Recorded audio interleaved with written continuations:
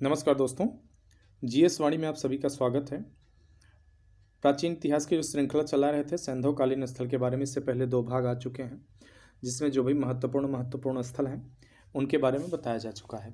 पहले भी मैं आपको बताते जा रहा हूँ कि यहाँ जो भी बताया जा रहा है आपको तथ्य, उसमें से परीक्षा में बाहर कुछ नहीं आने वाला है।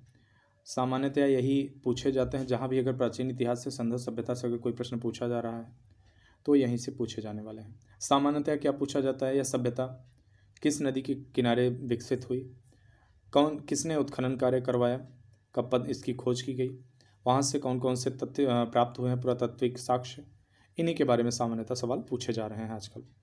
अब यहाँ पर हमने 2 भाग बना डाला है, ज़्यादातर महत्वपूर्ण स्थलों के बारे में सब कुछ बता डाला है। जो भी आपके सामान्य किताबों में दी गई है उससे बेहतर है। यहाँ हम एक एक करके उन स्थलों के बारे में देख रहे हैं। आज इस वीडियो का ये आखिरी स्थलों के बारे में आखिरी वीडियो है। अब कल आर्थिक सामाजिक जीवन लेके आएंगे हड़प्पा सभ्यता के बारे में। यहाँ जो महत्वपूर्ण है वो हो चुके हैं। अब आगे आर्थिक सामाजिक जीवन में ज़्यादा महत्वपूर्ण तथ्य मिलते हैं, वो हम देखेंगे। अगर आप चैनल पर नए हैं तो सब्सक्राइब कर लीजिए और दूसरों तक पहुँचाने की कोशिश करिए, शेयर करिए। जो आपको अगर कोई संदेह है, कोई सुझाव हो तो देने की कोशिश करिए। और चलिए आगे बढ़ते हैं। सुत्का गेंडोर, इसकी खोज 1927 में आरएल स्टिन ने की थी। यह दक्षिणी बलूचिस्तान में है, पश्चिम विस्तार का अंतिम बिंदु है। जैसा कि मैं पहले भी बता चुका हूँ, हड़प्पा सभ्यता त्रिकोणीय स्वरूप में विकसित हुई थी।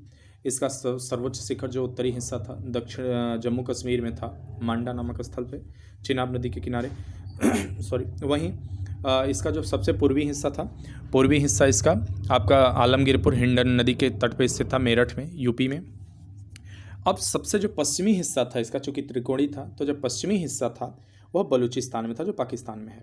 यह दुर्ग एक प्राकृतिक चट्टान के ऊपर स्थित है। जो सुत्का गेंडोर है, एक प्राकृतिक चट्टान है बड़ी सी, उस स्थल के ऊपर इसका विकास हुआ था। यहाँ से चूड़ियों के अवशेष प्राप्त हुए हैं। कैसी चूड़ियाँ? मिट्टी की चूड़ियाँ। देखिए, अगर मैंने कहा जब भी कोई असामान्य सूचना आपको मिले तो यह जान लीजिए कि परीक्षक की नज़र यहाँ जरूर होगी और उस पर प्रश्न बनने की पूरी संभावना बनती है। तो अगर जैसे हर जगह से क्या होता है कि मान लीजिए अगर तांबे की चूड़ियाँ मिलती या फिर हाथी के दांत की मिलती या सिलखड़ी की मिलती तो एक सामान्य बात थी, हड्डी की मिलती सामान्य बात थी, लेकिन यहाँ पर मिट्टी की मिली है इसलिए थोड़ा असामान्य हो जाता है। तो ये तथ्य ध्यान देने वाला बात है। बनौली की बात करें, हरियाणा के हिसार जिले में स्थित है। उत्खनन कार्य 1973-74 में आर.एस. बिष्ट जी द्वारा करवाया गया था। यहाँ से संस्कृत के 3 स्तर प्राप्त हुए हैं: प्राक सैंधव, विकसित सैंधव, उत्तर सैंधव। देखिए, ये जो स्तर प्राप्त हुए इसका अर्थ क्या हुआ? जैसे कोई संस्कृति होती है अगर, तो उसके जो है जैसे एक क्रमवार अगर उस संस्कृति का विकास हुआ, विनाश हुआ और उसी एक ही स्थल पे विकसित होती जा रही है तो एक स्तर बन जाता है। कैसे? इस तरह से मान लीजिए, जब उत्खनन कार्य कराएगा तो पहले क्या मिलेगा? पहले उत्तर मिलेगा, नवीनतम मिलेगा, उसके नीचे जाएंगे मध्य मिलेगा, फिर नीचे का संस्तर खुदाई करेंगे तो प्राक मिलेगा, जो सबसे प्राचीन होगा। तो इस तरह से यहाँ तीनों हड़प्पा सभ्यता के प्रारंभिक से लेके और उसके पतन के बाद तक के साक्ष्य प्राप्त होते हैं। यहाँ की सड़कें नगर को तारांकित जो है भागों में विभाजित करती हैं। ये कैसे होता है? जैसे अब यहाँ पर क्या होता है, जो सड़कें हैं वो इस तरह से कुछ निर्माण करती हैं आकृति का, तारांकित भागों का। भगवानपुरा, हरियाणा में ही भगवानपुरा जो है एक स्थल है, जिला है, कुरुक्षेत्र जिले में है स्थल है भगवानपुरा। सरस्वती नदी के दक्षिण किनारे पर ही स्थित है भगवानपुरा नामक स्थल। यहाँ से भी हड़प्पा सभ्यता के साक्ष्य प्राप्त होते हैं। इसका उत्खनन जेपी जोशी जी द्वारा करवाया गया था। भगवानपुरा का मांडा चेनाब नदी के किनारे दक्षिण किनारे पर स्थित है। दक्षिण किनारे पर स्थित है। इसका उत्खनन कार्य 1982 में जेपी जोशी जी द्वारा करवाया गया था। तो यह हमारा स्थल मुख्य रूप से समाप्त हो गया। अब एक अन्य सूचना है, जैसे उत्तर प्रदेश के बागपत जिले में बारोट तहसील में सिनौली नामक हड़प्पन पुरास्थल प्राप्त हुआ है। अब इस पे क्या है, देखिए, मनोज बाजपेयी जी द्वारा एक जो है आप जानते हैं बहुत ही विख्यात अभिनेता हैं, उनके द्वारा इसमें जो है अभिनय किया गया है। बहुत ही अच्छी वेब सीरीज है, एक तरह से बनाई गई है। अमेजन प्राइम या डिज्नी हॉटस्टार पे किसी पे है, आप उसको देखने की कोशिश करें अगर मिल जाए। यहाँ की खास बात जो मिली है, 125 मानव समाधान प्राप्त हुए जो क्रमबद्ध हैं। उत्तर से दक्षिण दिशा में इनको दफनाया गया है। तो एक साथ इतने समाधान का मिलना और एक ही समय में, या तो नरसंहार या फिर जो है अकाल वगैरह या कोई महामारी, जो भी इसका कारण रहा हो, तो इस तरह से यहाँ के साक्ष्य प्राप्त होते हैं। इस तरह से जो नवीन साइट्स होती हैं, जो नवीन पुरास्थल होते हैं, वहाँ से प्रश्न भी बनने की संभावना बनी रहती है। तो आप इस पे देखिए कि ज़रूरत पड़ी तो मैं सिनौली पे एक वीडियो बनाऊंगा, अभी उस पर कुछ कह नहीं सकता। यहाँ रिवीजन के लिए एक चार्ट मैंने बना दिया था कि अभी तक जितना पुरास्थल के बारे में हम पढ़ चुके हैं पीछे 2 वीडियो में, उन सारी वीडियो के का यहाँ क्रक्स दे दिया, उन सारे स्थलों का। वो स्थल कहाँ है, किस नदी घाटी किनारे स्थित है, कब उसकी खुदाई की गई, किसने खुदाई करवाई उसकी, कौन से वहाँ से साक्ष्य, किस वर्तमान में स्थिति क्या है, साक्ष्य के बारे में यहाँ नहीं दिया गया है। तो आप वीडियो को रोक के इस चार्ट को पढ़ सकते हैं और ये शॉर्ट में एक तरह से रिविजन हो जाएगा आपका।